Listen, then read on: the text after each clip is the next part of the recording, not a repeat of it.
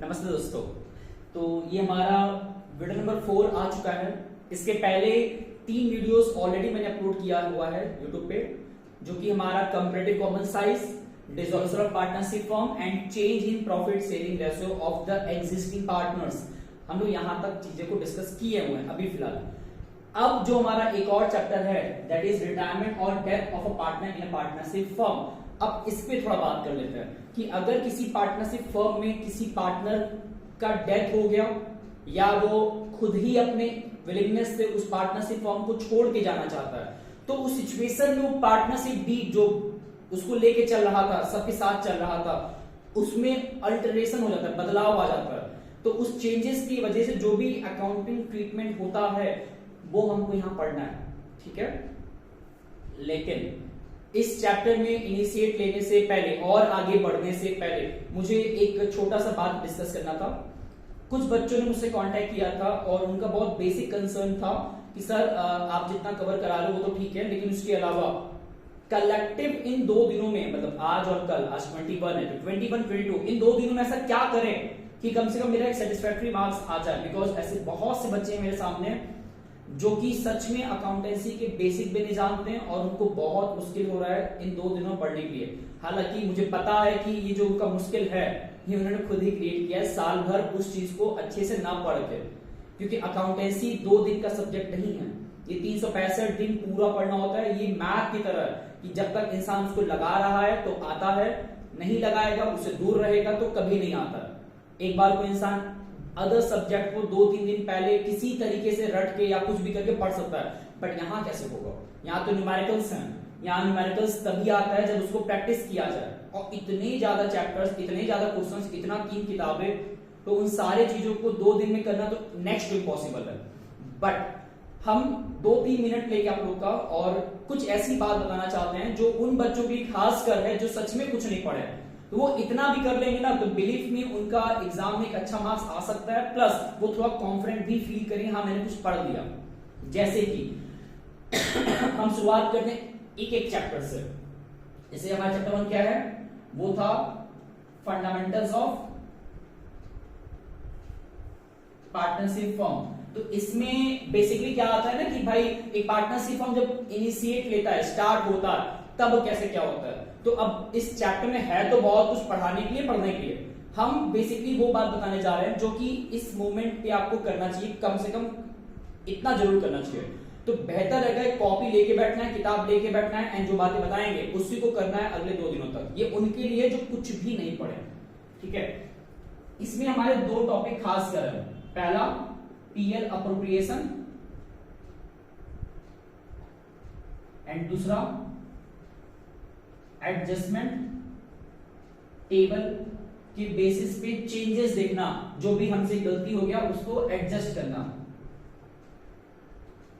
Changes या एक तरीके से गलती, मिस्टेक। और इसके भी पहले मतलब पीएल अप्रोप्रिएशन पढ़ने से पहले 2 टॉपिक और आता है, that is interest on capital, कैसे हम कैलकुलेट करते हैं, एंड इसके अलावा इंटरेस्ट ऑन ड्राइंग कैसे कैलकुलेट करते हैं। तो इन दोनों का, हालांकि इसका फॉर्मूला सिंपल सा है। जैसे मान लीजिए हमारे पास कैपिटल है 1 लाख का, 1 लाख, उस पे हमको 10% का इंटरेस्ट लगाना है, तो कैसे आएगा? 1 लाख का 10% 10,000। तो ये तो बहुत सिंपल कैलकुलेशन हो गया। बट ड्राइंग वाले केस में इंटरेस्ट कैलकुलेट करना ये थोड़ा सा टिपिकल पड़ता है, इसका फॉर्मूला होता है, बहुत सिंपल फॉर्मूला है। तो कम से कम वो फॉर्मूला तो याद रहना चाहिए। तो एटलीस्ट ये फॉर्मूला याद रखना है, मोस्ट इंपॉर्टेंट। उसके अलावा इसका जो फॉर्मेट है, इसका पीएल अप्रोप्रिएशन का, कि मतलब इसमें क्या क्या आता है। एटलीस्ट फॉर एग्जांपल एक बच्चा अगर पढ़ रहा है पीएल अप्रोप्रिएशन, इसका मतलब क्या होता है कि प्रॉफिट को डिस्ट्रीब्यूट करना बिटवीन द पार्टनर्स। मतलब जो प्रॉफिट हमें मिला, नेट प्रॉफिट जो मिला, कैसे नेट प्रॉफिट मिलता है, हम लोग ने पढ़ा था 11th क्लास में अपने लास्ट चैप्टर फाइनेंशियल स्टेटमेंट में, कि हम लोग अपना पूरा ग्रॉस प्रॉफिट निकालते हैं ट्रेडिंग अकाउंट से, नेट प्रॉफिट निकालते हैं पीएल अकाउंट से। उसके बाद उस प्रॉफिट का भी बंटवारा होता है, डिस्ट्रीब्यूशन होता है अमंग्स द पार्टनर्स। अगर वो सिंगल ओनर था, सोल प्रोप्राइटरशिप, तो वो पूरा पैसा लेके चला जाएगा अपने बैलेंस शीट में, कैपिटल में ऐड हो जाता है। लेकिन अगर पार्टनरशिप है तो वो उस नेट प्रॉफिट को आपस में डिस्ट्रीब्यूट करते हैं एक अलग सा लेजर बना के, जिसको हम कहते हैं पीएल अप्रोप्रिएशन।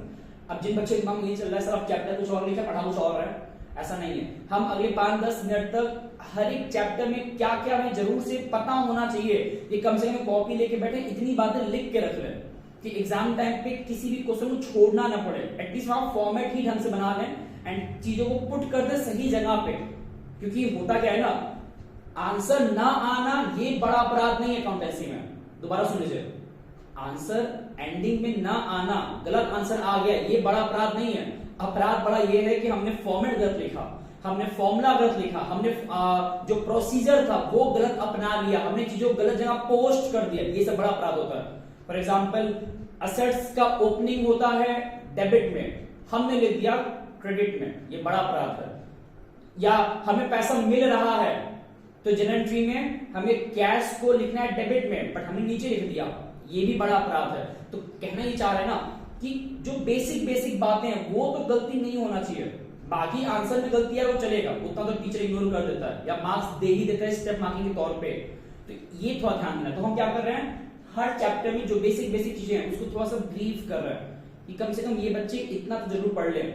तो पीएल अप्रोप्रिएशन में डेबिट में क्या आता है, क्रेडिट में क्या आता है, कम से कम ये चीजें पता होना चाहिए। उसी प्रकार इसी में हमारा एक टॉपिक और आता है that is partners capital account. हालांकि इसका बात हम लोग ने कुछ हद तक किया हुआ है अपने कल के क्लास में, चेंज इन प्रॉफिट से रेशो वाले चैप्टर में। तो पार्टनर्स कैपिटल अकाउंट जब बनाते हैं ना, उसमें जितने पार्टनर से, मतलब 2 पार्टनर अगर हैं तो 2 बनेगा, 3 है तो एक और जोड़ सकते हैं लोग इस तरीके से, ठीक। तो इस पार्टनर्स कैपिटल अकाउंट में भी क्रेडिट में क्या क्या आता है और डेबिट में क्या आता है, एटलीस्ट इन नामों को याद रखना है। फॉर एग्जांपल यहाँ पे क्या क्या आता है पीएल अप्रोप्रिएशन में, अभी सिर्फ ब्रीफ कर रहे हैं, पढ़ाने नहीं जा रहा प्रॉपर वे में। यहाँ पे क्या क्या आ सकता है, interest on capital, commission, salary, okay. उसी प्रकार यहाँ पे क्या आ सकता है, प्रॉफिट का amount that is net profit जो क्वेश्चन में दिया होता है, प्लस इंटरेस्ट ऑन ड्राइंग, ये सब चीजें यहाँ आता है। पीएल अकाउंट में यहाँ बैलेंस आता है बिकॉज लायबिलिटी है, मैंने कल बताया था कि लायबिलिटी का ओपनिंग क्रेडिट में होता है, तो यहाँ लिखा है बैलेंस बाय बैलेंस बीडी। उसके बाद जितने हमारे रिजर्व्स हैं वो यहाँ पे आ जाएंगे जिसको हमने डिस्ट्रीब्यूट किया अमंग द पार्टनर। या इसको अगर थोड़ा सा हिंट देना, मोस्टली मतलब ज्यादातर जो कंटेंट है पीएल अप्रोप्रिएशन का डेबिट में, मतलब जो यहाँ लिखा होता है वो होता क्या है ना, हिंट देना से ऐसा नहीं कि पूरे ऐसे ही हूबहू होता है, बट एक लेवल पे। पार्टनर्स कैपिटल जो बनाते हैं ना, पार्टनर्स कैपिटल अकाउंट, तो होता क्या है कि ज्यादातर पीएल अप्रोप्रिएशन का डेबिट में जो कंटेंट लिखा होता है वो पार्टनर्स कैपिटल के क्रेडिट में जाता है, ठीक है। उसके बाद जो भी हमारा मोस्टली कंटेंट होता है पीएल अप्रोप्रिएशन का क्रेडिट वाला, वो कहां आता है, पार्टनर्स कैपिटल के डेबिट में आता है। जैसे यहां पे लिखा हुआ है इंटरेस्ट ऑन ड्राइंग, वो यहां पे आएगा। यहां पे लिखा है सैलरी, वो यहां पे जाएगा। ऐसा नहीं सिर्फ वही जाएगा, और भी चीजें आती तो हैं, बट एक होता है कि कुछ लेवल तक 2-3 चीज सेम होता है, तो ऐसे याद रख सकते हैं। अब फॉर्मेट पे अगर याद नहीं है तब दिक्कत हो जाता है, तब वहां पे मार्क्स गलत मिल जाता, मतलब नहीं मिल पाता फिर। तो कम से कम ये बातें पता होना चाहिए। उसी प्रकार जब हम सीखते हैं एडजस्टमेंट टेबल वाला कॉन्सेप्ट, जिसमें होता क्या है ना कि हम लोग कभी कभी चीजों को गलत प्रोवाइड कर देते हैं। देना था 5%, दे दिए 10%, चार्ज करना था 8%, चार्ज कर दिए 6%। तो ये जो गलतियां होता है तो उसको कैसे रेक्टिफाई करते हैं, उसे कैसे सही करते हैं, तो वो होता है एडजस्टमेंट टेबल के बेसिस पे, जिसमें बहुत सिंपल सी बात है कि जो जो टर्म्स यहां आता है तो वो डेबिट होता है, जो चीजें यहां आता है वो क्या होता है, क्रेडिट। एंड सबसे इंपॉर्टेंट इस बात को याद रखना है, जो चीज हम पार्टनर को देते हैं उसको क्रेडिट करते हैं, जो चीज हम पार्टनर से लेते हैं उसको क्या करते हैं, डेबिट। दोबारा बोल दे रहा है, जो चीज हम पार्टनर को गिव, इसे हम पार्टनर को सैलरी देते हैं, पार्टनर को कमीशन देते हैं, पार्टनर को इंटरेस्ट ऑन कैपिटल देते हैं, तो ये सब चीज हम क्या करेंगे, क्रेडिट। हम पार्टनर जो चीज लेते हैं ना, पार्टनर से जो चीज रिसीव करते हैं पार्टनर को जो चीज हम टू गिव,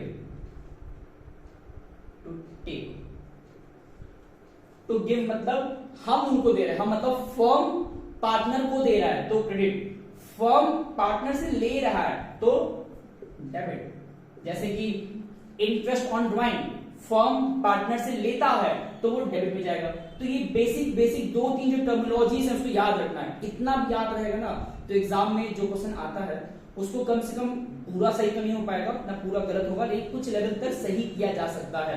तो चैप्टर 1 में हमें करना इतनी बातें तो पता होनी चाहिए। क्वेश्चंस होगा तो वो भी लगवाएंगे, फॉर्मेट भी लिखवाएंगे, प्रॉपर डिटेल में पढ़ाएंगे, समय मिलेगा तो। लेकिन कम से कम आप लोग भी कॉपी लेके किताब लेके इतनी बातों को बुक में से देख के लिख के पढ़ ले, कम से कम फॉर्मेट ही पहले देख लें, वो ज्यादा इंपॉर्टेंट है। ठीक, इसके बाद जो चैप्टर हमारा 2 है दैट इज एनपीएसआर, जो कल पढ़ रहे थे, उसमें बेसिकली बात क्या है ना कि फंडामेंटल्स ऑफ द पार्टनरशिप हमारा ना मतलब change in profit sharing ratio of existing partners, admission, retirement and death. इन तीनों में पता है चैप्टर में खास बात क्या है, इन तीनों में खास बात क्या है कि कंटेंट बहुत हद तक सेम है। जैसे इन तीनों में हमें 4-5 चीजें जरूर से सॉल्व करना आना चाहिए। वो क्या क्या है और वो अगर नहीं आता है तो वही हमको पहले सीखना है इस चैप्टर में एंटर करने से पहले। सबसे पहला सैक्रिफाइसिंग एंड गेनिंग रेशो को कैलकुलेट करना, जिसको कि कल हम बता रहे थे, आज भी बताएंगे, बट ये हमारा मोस्ट इंपॉर्टेंट पार्ट है। और बात क्या है ना, जब भी हम लोग पढ़ते हैं रिटायरमेंट तो वहां पे गेनिंग रेशियो आता है, जब भी हम पढ़ते हैं एडमिशन तो वहां पे सैक्रिफाइसिंग रेशियो आता है। क्यों? रिटायरमेंट में क्या हो रहा है, पार्टनर जा रहा है, जब पार्टनर चला गया तो उस जाने वाले पार्टनर का जो शेयर है कौन ले लेगा, remaining partners. That means remaining partners gain किए ना उस रिटायर्ड पार्टनर के जाने के बाद, तो इसलिए यहाँ पे गेनिंग रेशियो का कॉन्सेप्ट आता है। सिमिलरली जब कोई पार्टनर एडमिशन लेता है, एडमिशन मतलब कि उस पार्टनरशिप में जुड़ जाता है, तो होगा क्या, जब वो जुड़ेगा ना तो जो एग्जिस्टिंग पार्टनर्स थे वो अपने अपने शेयर्स का कुछ हिस्सा उस न्यू पार्टनर को देंगे। मतलब वो जो एग्जिस्टिंग पार्टनर्स थे वो अपने अपने शेयर को सैक्रिफाइस कर रहे हैं उस न्यू पार्टनर के लिए। दैट्स व्हाई यहाँ पे सैक्रिफाइसिंग रेशियो का कॉन्सेप्ट आ जाता है। उसके बाद इसमें क्या क्या था, इसमें पार्टनर ना आ रहा है ना जा रहा है, लेकिन आपस में वो क्या कर रहे हैं ना कि जो रेशियो है उसको बदल दे रहे हैं। मान लीजिए पहले था इक्वल 1-1, दो पार्टनर थे, मान लीजिए 1-1 रेशियो था 1:1, उन्होंने बदल के उसको 2:1 कर दिया। तो ये चेंजेस होता है, इस चेंजेस की वजह से उसमें कोई पार्टनर गेन किया, कोई पार्टनर सैक्रिफाइस किया, वो हम लोग देखे थे कल के क्लास में। तो हमें कम से कम सैक्रिफाइसिंग या गेनिंग रेशियो कैलकुलेट करना आना चाहिए, और इसका फॉर्मूला होता है। जैसे अगर मुझे निकालना है सैक्रिफाइसिंग रेशियो तो फॉर्मूला क्या होता है, ओल्ड रेशियो माइनस में न्यू रेशियो। गेनिंग कैसे निकलता है, गेन निकलता है न्यू रेशियो माइनस में ओल्ड रेशियो, उसको उल्टा कर दिया गया। तो ये फॉर्मूला भी याद रहना चाहिए, 1 मार्क्स एग्जाम में बहुत बार आ जाता है। अब सेकंड एंड मोस्ट इंपॉर्टेंट, इन तीनों चैप्टर्स में कॉमन था वो चीज, वो क्या था, गुडविल का कंप्लीट ट्रीटमेंट एंड कैलकुलेशन। किसी भी बच्चे को गुडविल के बारे में पूरा उसका कॉन्सेप्ट, उसका ट्रीटमेंट, उसका कैलकुलेशन, उसका एंट्रीज, उसका पूरा जो बेसिक बातें हैं सब पता होना चाहिए कि गुडविल कैसे कैलकुलेट करते हैं, उसके तरीके कितने, जो मैंने कल बताया था कल की क्लास में कि हमारे पास टोटल 4 मेथड्स है। मैंने चौथा स्किप किया था वेटेज वाला, बट 4 मेथड्स थे, average profit method, super profit method, capitalisation method जिसमें कि एवरेज कैपिटलाइजेशन था एंड सुपर प्रॉफिट कैपिटलाइजेशन था, and last weightage average profit method. तो इतने हमारे पास तरीके थे गुडविल को कैलकुलेट करने का सर। तो कैलकुलेशन प्लस ट्रीटमेंट हमें दोनों पे काम करना है। तो ये जो 2 अप्रोच है ये हमारे बहुत काम का है। उसके बाद गुडविल ट्रीटमेंट कर लेने के बाद जितने हमारे असेट्स हैं एंड लायबिलिटीज हैं उनके चेंजेस को इवैल्यूएट करना, ये भी हमारा नेक्स्ट टास्क होता है, बहुत इंपॉर्टेंट है। मैंने कल ही बताया था, इसको अब डिस्कस करने जा रहे हैं ये जो मैंने लिखा है असेट्स लायबिलिटीज का चेंजेस को इवेलुएट करना, ये होता है एक सेपरेट अकाउंट बना के। कौन सा अकाउंट? Revaluation account. मिसमैच नहीं होना है, कंफ्यूजन नहीं होना है। डिसोल्यूशन में जो था वो रियलाइजेशन था, रियलाइजेशन कि हमने अपने असेट लायबिलिटीज को रियलाइज किया, बेच बाच के खत्म किया। लेकिन इसमें क्या है, हम रिवैल्यूएट कर रहे हैं उसको, बेच नहीं रियलाइज नहीं कर रहे हैं। रिवैल्यूएट मतलब उसको दोबारा से, री मतलब दोबारा से वैल्यूएट, उनके असेट्स लायबिलिटीज के वैल्यू को दोबारा से लिख रहे हैं, जो भी घटा बढ़ा जो भी हुआ उसको करते हैं। और ये बहुत सिंपल है और किसी भी बड़े क्वेश्चन का ये पहला स्टेप होता है, इसमें बहुत ध्यान देना है। एंड उसके बाद हमें काम करना होता है पार्टनर्स कैपिटल अकाउंट पे, कि मतलब सब जो भी चेंज हो रहा है, ये बेसिकली क्या है, ये एक्चुअल में पार्टनरशिप फर्म में चेंजेस है। तो इन चेंजेस की वजह से ऑब्वियस सी बात है, जो पार्टनरशिप कैपिटल का लेजर था उसमें चेंज आ जाएगा। चेंज कैसे आएगा? अगर एडमिशन हुआ तो उसमें एक और जुड़ गया। जैसे अगर मान लीजिए एडमिशन हो रहा है, मान लीजिए दो थे, ठीक, अगर एडमिशन हुआ है तो वहां पे तीसरा पर्सन आ गया, ठीक। अगर डेथ हुआ है तो उसमें एक पर्सन चला गया, तो दो रह गए। तो ये या रिटायरमेंट भी दो रह जाएंगे। तो ये कंडीशंस हैं। तो जो चेंजेस हो रहा है और उस चेंजेस की वजह से अगर कोई पार्टनर एडमिशन ले रहा है, एडमिशन, तो इसमें क्या होता है, वो पैसा मतलब ब्रिंग्स, वो पैसा फर्म के अंदर लेके आता है। पैसा किस बात का? कैपिटल के बाद का, मतलब अपने हिस्से का कैपिटल लेके आएगा और गुडविल का पैसा लेके आता है फर्म के अंदर। लेकिन अगर कोई पार्टनर रिटायर्ड कर रहा है, मतलब कि जा रहा है, इसका डेथ हो रहा है, तो ऐसे केस में वो पैसा लेके जाएगा, तो फर्म को पे करना होता है। दोबारा सुन लीजिए, एडमिशन के टाइम पे ये जो दोनों मैंने बातें लिखा है, ये बेसिकली फर्म करेगा। कौन करेगा? फर्म। तो या तो एडमिशन के टाइम पे पैसा फर्म मंगवाएगा उनसे कि भाई मुझे पैसा लाके दीजिए, तब आपको एडमिशन मिलेगा इस पार्टनरशिप फर्म में पार्टनर बनने का। रिटायरमेंट में फर्म उनको पे करता है। तो ये जो पेमेंट एंड ब्रिंग, पैसा लेना या पैसा देने का जो हिसाब किताब है, वो हमें इसमें ही करना होता है, एंडिंग में। ये भी हमको सीखना होता है इन सब चैप्टर्स को पढ़ते वक्त। And last but not least, जो भी हमारे रिजर्व्स एंड सरप्लसेस हैं, रिजर्व्स एंड सरप्लसेस या फिर एक्यूमुलेटेड प्रॉफिट लॉस, इन सब का भी हमको ट्रीटमेंट करना होता है। होता क्या है ना, जब पार्टनर्स जा रहे हैं या न्यू पार्टनर आ रहा है, तो ऑब्वियस ही बात है जो रिजर्व्स का, जो सरप्लसेस, जो प्रॉफिट लॉस हमने एक्यूमुलेट करके रखा है, इकट्ठा करके रखा है, उनमें भी चेंजेस आ रहा है। तो उस चेंजेस का भी हमको नेट इफेक्ट देख के उसका भी ट्रीटमेंट कर देना होता है हमारे इस पूरे प्रोसेस में। तो इतना कुछ है। डिसोल्यूशन मैंने बात इसलिए नहीं किया बिकॉज डिसोल्यूशन अलग कॉन्सेप्ट था, उसमें पूरा पार्टनरशिप फॉर्म ही बंद हो रहा है, तो उसका तो पूरा प्रोसेस अलग था। इसमें क्या था, हम रियलाइज करते हैं पूरा किस तरीके से पूरा जो हमारे असेट्स लायबिलिटीज थे उसको वाइंड अप करते हैं, उसके बाद पेमेंट करते हैं पार्टनर्स कैपिटल बना के, और उसके बाद चेक करते हैं कि क्या हमारा सब कुछ सही था। तो चेक कैसे करते हैं? बैंक अकाउंट का लेजर बना के। इन तीनों में बहुत सिमिलरिटीज हैं। अब इसी पूरे सिमिलरिटीज को पढ़ना होगा, कॉपी में प्रॉपर इन सब चीजों को लिख के, कि मतलब किस तरीके से कैलकुलेट करते हैं गुडविल, या रिवैल्यूएशन कैसे करते हैं, उसमें लेजर जब बनाते हैं रिवैल्यूएशन का, तो कहां पे क्या जाता है उसको लिख के रखना होगा, ताकि कम से कम उसमें तो गलती ना होने पाए। अब ये तुम्हारा बेसिक पूरा एक अंडरस्टैंडिंग था पार्टनरशिप को लेके। इसमें जो लास्ट चैप्टर था डिसोल्यूशन, उसका दोबारा कह रहे हैं, मैंने जो वीडियो बनाया उसमें जाके देखिएगा, वहां डिटेल में प्रॉपर मैंने बताया हुआ है। तो इससे कम से कम पार्टनरशिप जो हमारा 36 मार्क्स का है टोटल, ये पूरा किताब एक बेसिक अंडरस्टैंडिंग लेवल पे क्लियर रहेगा, एंड जो फॉर्मेट है वो भी याद रहेगा। अभी तो मैंने कंपनी का बात भी नहीं किया, ना मैंने बात किया अकाउंटिंग रेशियो, ना मैंने बात किया कैश फ्लो स्टेटमेंट का, वो भी बड़ा टॉपिक है। कंपनी 24 मार्क्स का एंड लमसम 10-12 मार्क्स का cash flow and accounting ratios, तो है टॉपिक तो बहुत सारे हैं। बट अब हम लोग शुरू करते अपने पहले इसी एक चैप्टर के ऊपर, कि इसमें कैसे क्या हमको पढ़ना है, रिटायरमेंट एंड डेथ। बेसिकली हमें इस पूरे चैप्टर में पढ़ना है टोटल 4 से 5 बातें।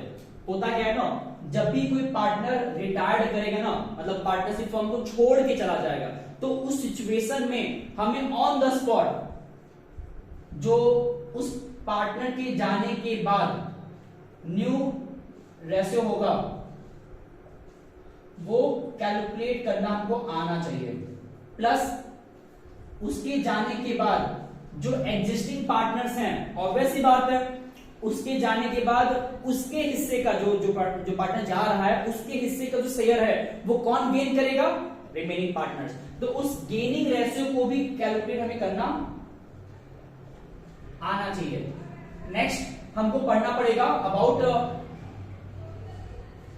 गुडविल का ट्रीटमेंट। होता क्या है ना कि जब वो पार्टनर जा रहा है ना तो वो गुडविल मांगता है। क्यों गुडविल मांगता है? क्योंकि उस रिटायर्ड पार्टनर ने भी तो भाई पूरे फर्म में मेहनत किया है, उसके एफर्ट की बदौलत ही तो, मतलब नॉट ओनली उसके एफर्ट से, कंबाइंड एफर्ट था, बट उस कंबाइंड उसका भी जुड़ा हुआ है, तो उसके एफर्ट से भी तो वो फर्म ग्रो किया है। तो उसके जाते वक्त वो कहता है कि भाई मुझे भी उस ग्रोथ में जो गुडविल हमने क्रिएट करा है आपस में साथ में कोऑर्डिनेट करके एफर्ट लगा के उसका कुछ हिस्सा हमें भी चाहिए, मतलब मुझको चाहिए जो जा रहा है पार्टनर, तो वो गुडविल मांगेगा। तो अब ऑब्वियस ही बात है उस मोमेंट पे क्या कोई जब पार्टनर जा रहा होता है तो कोई फर्म ये पहले से प्री एज्यूम करके बैठा था क्या कि पार्टनर जाएगा तो गुडविल पहले से इतना कैलकुलेट कर रखे रहते हैं? नहीं, वो अनसर्टेन होता है। तो एट अ मोमेंट जब ऐसा कोई नौबत आता है कि पार्टनर जा रहा है तो फर्म को उसी मोमेंट पे उस फर्म का गुडविल वैल्यूड करना होता है, देखना होता है कि उस मोमेंट पे गुडविल का कितना वैल्यूएशन चल रहा है, ताकि उसके हिस्से का जो पोर्शन बन रहा है उस रिटायर्ड पार्टनर का देख उसको भेजा जा सके, और वो बिना किसी एक तरीके से क्या उसको बोलते हैं, मतलब बिना किसी बुराई के जाए, वो जाए तो खुशी खुशी जाए। उसके बाद सबसे इंपॉर्टेंट एक और आता है इसके जाते वक्त उस पर्टिकुलर अकाउंटिंग ईयर में जो हमारे असेट्स हैं या जो लायबिलिटीज हैं जो उनमें चेंजेस आया ना उसको हमको देखना होता है। क्योंकि हो सकता है मान लेते हैं कि एक फर्म स्टार्ट हुआ अप्रैल से और 4 महीने के बाद एक पार्टनर छोड़ के जाना चाहता है, तो ऑब्वियस सी बात है जो बैलेंस शीट में असेट्स या लायबिलिटीज शुरुआत में था और जो 4 महीने बाद था दोनों सेम तो रहेगा नहीं। क्या पता असेट्स बढ़ गया हो, क्या पता असेट्स घट गया हो, क्या पता लायबिलिटीज घट बढ़ गया हो, तो उस चेंज का जो भी फायदा या नुकसान जो भी होना होगा उस फायदे या नुकसान को भी तो ये रिटायर्ड पार्टनर मांगना चाहेगा, तो उसको देना पड़ेगा, एग्जिस्टिंग फर्म्स को देना पड़ेगा, सॉरी एग्जिस्टिंग पार्टनर्स को देना पड़ेगा ना। तो इसीलिए क्या होता है ना, जो एग्जिस्टिंग पार्टनर्स हैं वो अपने सारे असेट्स को और सारे लायबिलिटीज को रीवैल्यूएट करते हैं। रीवैल्यूएट क्यों करते हैं? ताकि देख ले कि नेट अफेक्ट असेट्स या लायबिलिटी में क्या चेंज आया। अगर फायदा है तो उसको दिया जाएगा, नहीं है तो नहीं दिया जाएगा, लॉस हो तो उसे लिया भी जाएगा। उसके बाद जो भी हमारे पास एक्यूमुलेटेड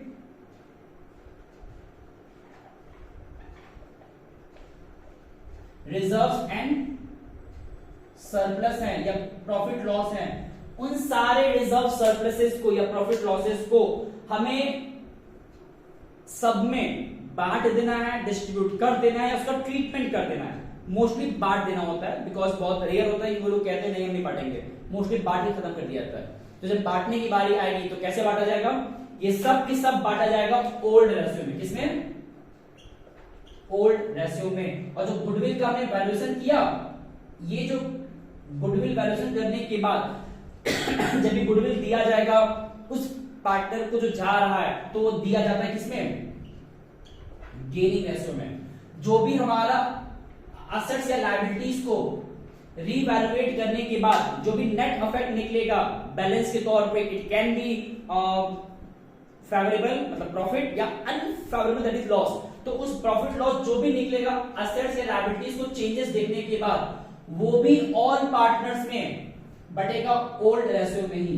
ठीक है, तो ये एक बेसिक चीजें थी। और इसके बाद लास्ट में आता है कि जो पार्टनर चला गया तो अब उस पार्टनर को पे कर दिया जाए। तो हम लोग पेमेंट का काम कहां करते हैं? पार्टनर्स कैपिटल अकाउंट में क्या करेंगे हम लोग? उस पार्टनर को पे करेंगे। और पे जब कर देंगे तब जो एग्जिस्टिंग पार्टनर्स हैं वो अपने कैपिटल को या तो एडजस्ट कर लें जैसा उनका इच्छा, या ना करे, कोई बात नहीं, बट पेमेंट है वो तो करना पड़ेगा किसको, रिटायर्ड पार्टनर को। तो मतलब इस चैप्टर को पढ़ते वक्त हमें 5 बातें पता होना चाहिए। मेरा प्रयास रहेगा कि इन 5 का विचार कर लेंगे अच्छे से, क्योंकि अगर इसके बारे में नहीं पता तो हम क्वेश्चन को लगा ही नहीं सकते, और हम भी डायरेक्ट क्वेश्चन लगवा देंगे बिना इन सब बातों को दोबारा थोड़ा डिस्कशन किए, तो होगा वही कि भाई कुछ समझ नहीं आएगा। और फिर ये वीडियो जो बना रहे हैं इसका जो मेन मोटिव है कि हम मोस्टली टारगेट उन्हीं बच्चों को खास कर करें जो सच में नहीं पढ़े या जिनका बहुत वीक है अकाउंटेंसी, तो उनको कम से कम ज्यादा दिक्कत ना हो। बिकॉज ऑब्वियस सी बात है, बहुत सारे लोग जो अच्छे से पढ़ रहे हैं उनके लिए तो बहुत कुछ सपोर्ट कर देते हैं, बट क्या हो अगर कोई उनके लिए भी थोड़ा काम करे जो सच में नहीं पढ़े। मुझे पता है कि उनके लिए करना थोड़ा मुश्किल है क्योंकि उनको सच में नहीं आता, बट स्टिल कोशिश किया जा सकता है। तो अब सवाल पहला आता है कि जो रिटायरमेंट का कॉन्सेप्ट है इसमें होता क्या है। शुरुआत बेसिक से करेंगे और इन 6 को पढ़ा जाएगा, आई एम सॉरी 5 टॉपिक पढ़ा जाएगा। तो शुरुआत करते हैं। देखिए पहली बात तो ये, हम एज्यूम कर रहे हैं कि 3 पार्टनर्स हैं, ए बी एंड सी। इन तीनों का रेशो क्या मान लेते हैं, 1:2:3। ओके, बहुत बेसिक बता रहा है, और जो बातें हम बताएंगे वो चीजें 1 मार्क्स की कैटेगरी में भी आ जाता है। ठीक है, हो सकता है कि इसमें ए ने कहा कि हमको रिटायरमेंट देना है या उसका डेथ हो गया, हम RAD लिखें, इसका मतलब वही है रिटायरमेंट या डेथ, जो भी समझ सकते हैं आपको। तो उसके रिटायरमेंट या डेथ के बाद ये हमारा क्या है, ओल्ड रेशियो। हम शॉर्ट फॉर्म जहां जहां लिख रहे हैं उसको थोड़ा ध्यान देना है, बोल भी रहे तो उसको सुनते रहिए ध्यान से। तो ए के जाने के बाद अब जो न्यू रेशियो आएगा वो कितना आएगा, अगर हमारे क्वेश्चन में कुछ भी एक्स्ट्रा एडिशनल इंफॉर्मेशन नहीं कहा है उस ए के जाते वक्त, कि ए अगर जा रहा है उसके फर्दर इंफॉर्मेशन कुछ मेंशन नहीं है, तो इस बात को याद रखना है कि उस सिचुएशन में जो न्यू रेशियो है केस 1,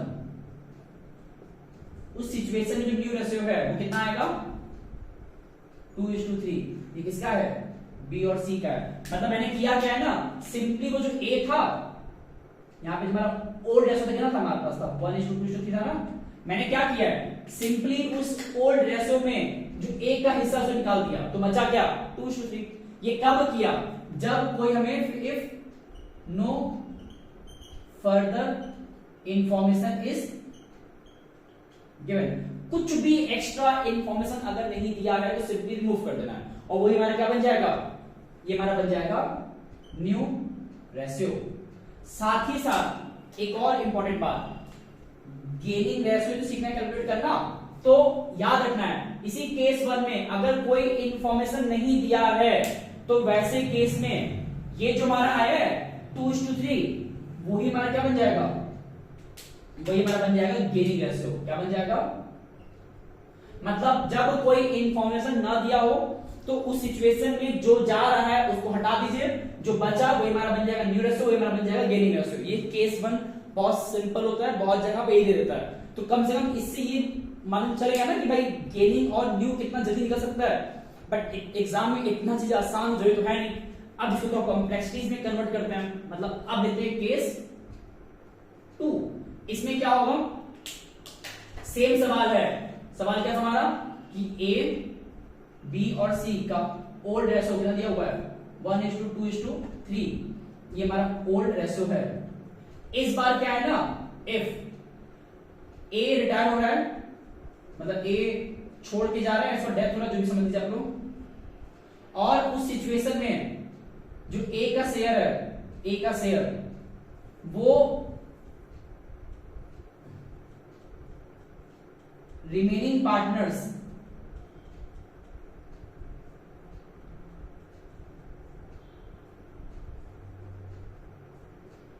आपस में उसको डिस्ट्रीब्यूट कर ले रहे हैं, उसके शेयर को इक्वली। अब तो ध्यान देना है, मैंने क्या बोला, यहां पे जब ए जा रहा था तो ए के जाते वक्त उसके बाद उसका जो शेयर है, ए का शेयर, वो बी और सी किस प्रकार आपस में लेंगे कोई मेंशन नहीं था। तो मैंने क्या बोला उस केस में, वही जो ए को हटाने के बाद मिलेगा वही हमारा न्यू रेशियो, वही हमारा गेनिंग रेशियो। बट यहां मैंने कंडीशन बदल दिया, इस बार बता रहा है कि जो ए है उसका जो शेयर है वो रिमेनिंग पार्टनर्स जो कि कौन कौन से हैं, बी एंड सी, ये लोग आपस में इक्वली ले लेंगे। तो अगर इक्वली ले लेंगे तो ऐसे केस में जो गेनिंग रेशियो है वो हमको यहां से ही मिल जाता है कि उस रिटायर्ड पार्टनर का, जो पार्टनर रिटायर कर रहा है, उसके शेयर को, रिटायर्ड पार्टनर के शेयर को रिमेनिंग पार्टनर्स जिस प्रपोर्शन में लेंगे, आपस में जिस प्रपोर्शन बंटवारा करेंगे, वहां से हमको एक झटके में क्या मिल सकता है, गेनिंग रेशियो। और यहां पे आप देख सकते हैं कि जो गेनिंग रेशियो है वो कितना यहां पे आ रहा है, क्वेश्चन में लिखा है इक्वली। तो इक्वली मतलब अगर दो पार्टनर्स थे तो 1:1। तो ये हमारा गेनिंग रेशियो है, मतलब बी और सी उस ए के शेयर को इक्वली मतलब 1:1 में गेन कर रहे हैं। दैट मींस वही हमारा क्या बन गया, गेनिंग रेशियो। अब सवाल आता है कि न्यू रेशियो निकालेंगे। यहां तो न्यू रेशियो सिंपल निकल गया था, जो गया उसे मैंने काट दिया, जो बचा वही मेरा न्यू रेशियो था। बट यहां पे इतना आसान नहीं है, यहां पे क्या होगा ना, यहां कैलकुलेशन करना पड़ेगा। कैसे, देखिए ये बताइए कि यहां पे इस क्वेश्चन में ए का शेयर पहले था कितना, यहां पे ए का शेयर ये रहा, कितना है 1/6, बी का 2/6, सी का 3/6। ये शेयर निकालते कैसे हैं, बहुत सिंपल है। जिसकी बात कर रहे हैं वो ऊपर रहेगा और नीचे टोटल। अगर बी का बात कर रहे हैं तो 2 लिखा है तो 2 ऊपर लिखाएगा और नीचे टोटल 1 2 3, टोटल कितना हुआ 6 हुआ। तो सी का 3/6। तो अब ए के इसी शेयर को बी और सी, बी एंड सी आपस में ले रहे हैं, किसमें, इक्वली। मतलब 1/6 को हमको 2 हिस्सों में बांट देना है। फॉर एग्जाम्पल अगर 100 रुपए, तो 100 रुपया जो ए का है वो बी और सी आपस में इक्वली बांट रहे हैं। तो वो इक्वली कितना आएगा, 100 का इक्वल कितना आएगा, आधा आधा, 50-50। मतलब बी को 50, सी को 50 मिलेगा। तो मतलब मैंने एग्जांपल नंबर में दिया, ये फ्रैक्शन चल रहा है। तो हमें देखना पड़ेगा कि जो ए का शेयर है वो कितना बी एक्वायर किया।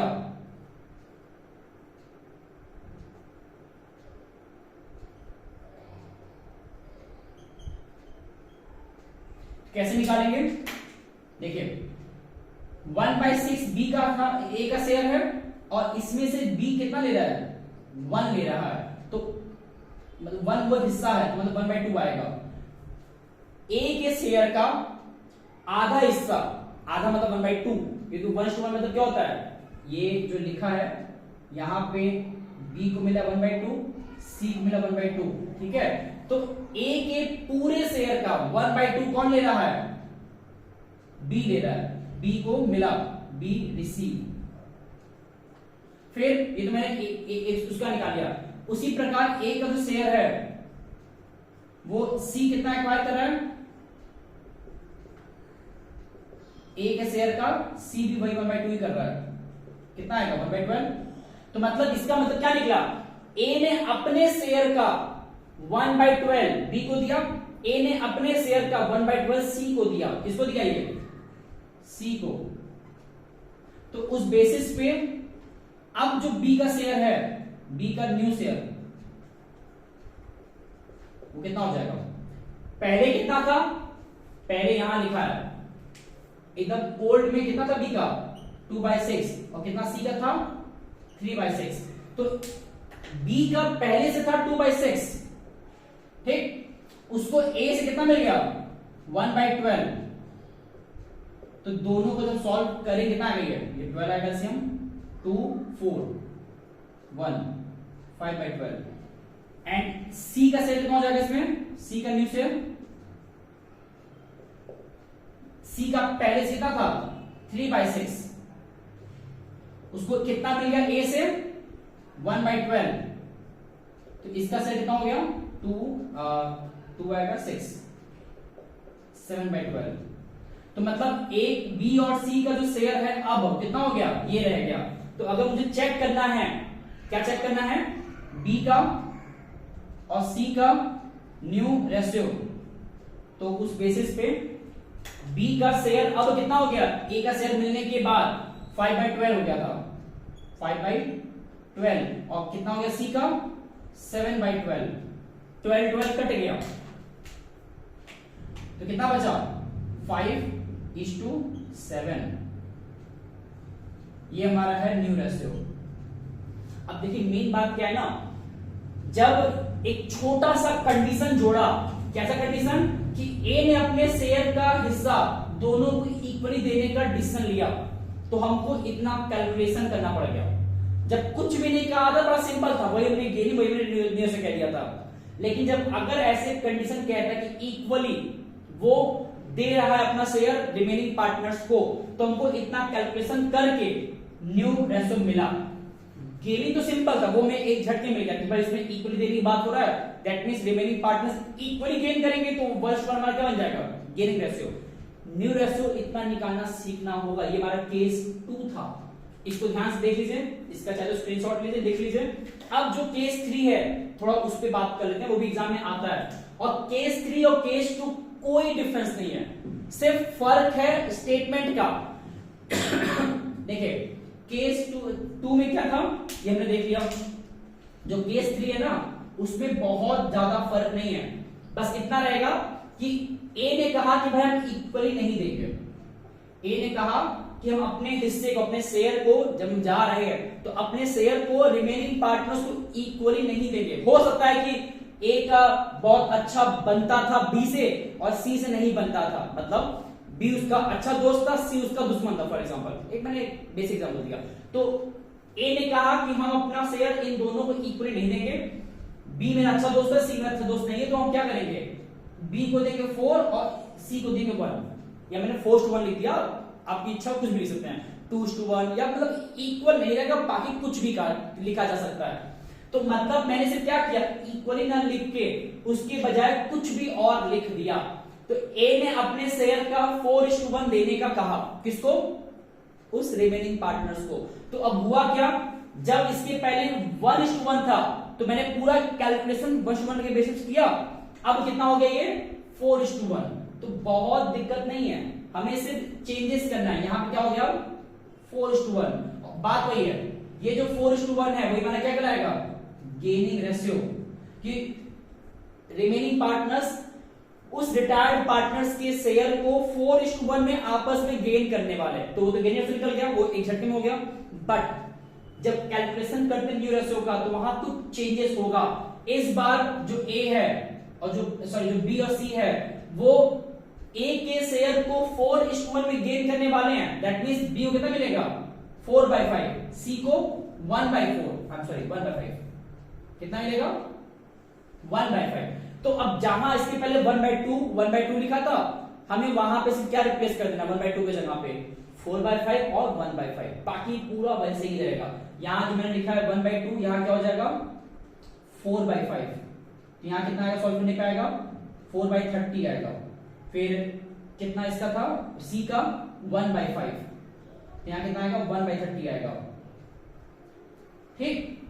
2/6 बी का पहले से था और कितना उसको मिल गया ए से 4/30 मिला, इसका ऐसे नहीं है तो 30 आएगा, तो यहां आएगा 5 टू 10, ये 10 हो जाएगा, ये 4 आएगा, ये आएगा 14/30, 14/30, ये बी का हो गया। सी का निकालना था तो सॉल्व कर देते हैं।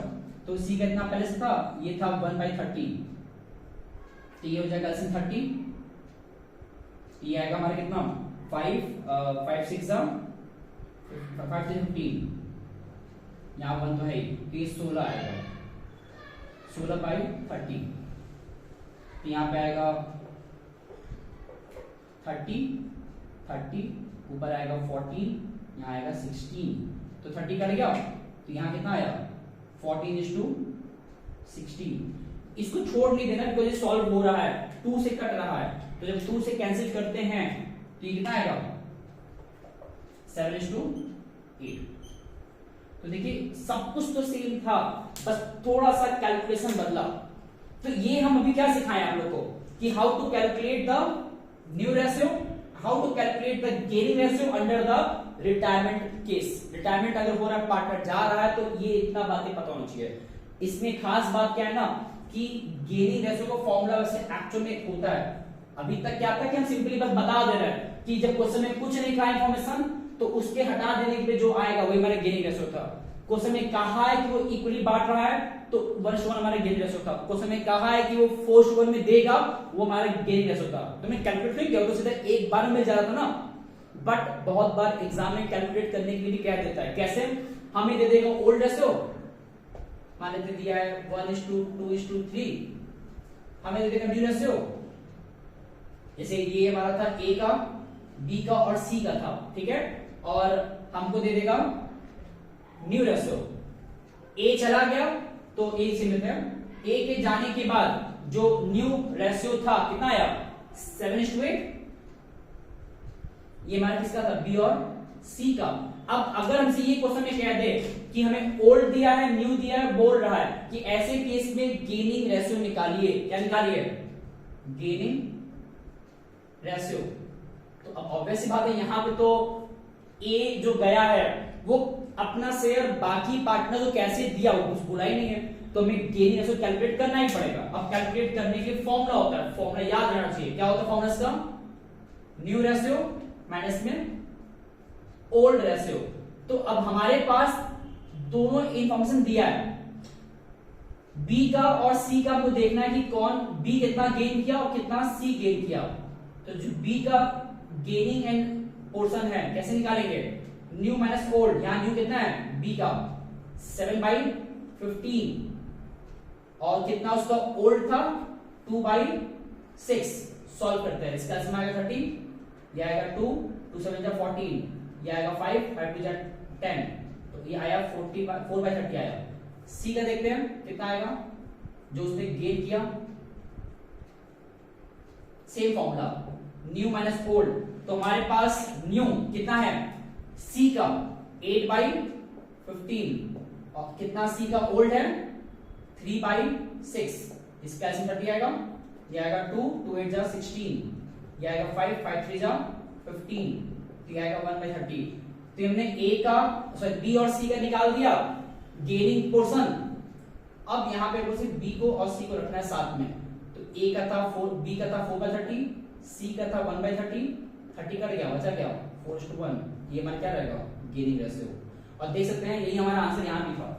तो मैंने किया क्या है ना, इस क्वेश्चन से जो न्यू था और जो ओल्ड था वो पिकअप कर लिया और गेनिंग निकालने की कोशिश किया, तो वही सेम आंसर आया, बस फॉर्मूला याद रहना चाहिए था, ठीक।